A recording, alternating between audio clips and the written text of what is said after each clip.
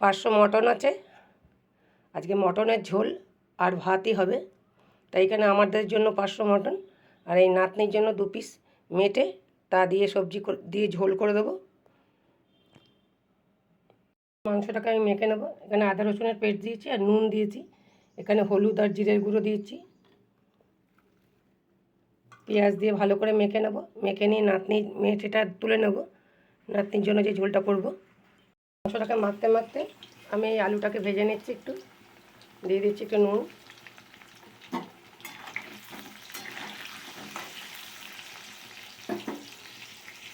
হয়ে গেছে, তাই নাতনির জন্য ঝোলের জন্য আমি মেটের দুটো তুলে নিচ্ছি এখান থেকেই, লঙ্কা ছাড়া।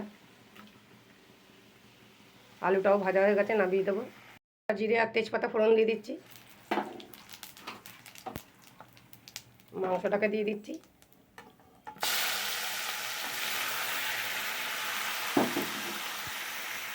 ঝোলটা এখানে বসিয়ে দিয়েছি। আমি এবার এখানটায় লঙ্কার গুঁড়োটা দিয়ে দিচ্ছি। আগে দিইনি, কেন নাতনির জন্য মাংসটা তুলব বলে।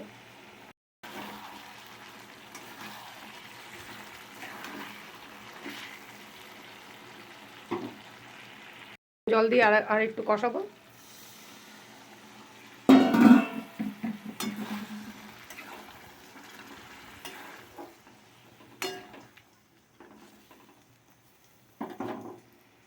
এর জন্য যে ঝোলটা বসিয়েছিলাম সেটা হয়ে গেছে, নামিয়ে দিচ্ছি।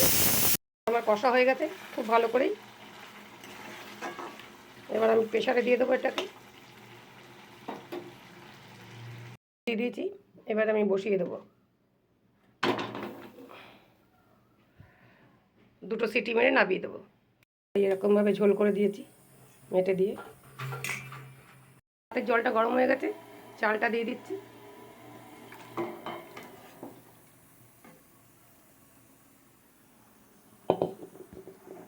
নামিয়ে দেবো। এদিকে 4টে আম আমি সেদ্ধ বসাবো। আপনাদেরকে যদি ভালো লাগে তাহলে একটা লাইক, একটা সাবস্ক্রাইবার আর একটা শেয়ার করে দেবেন।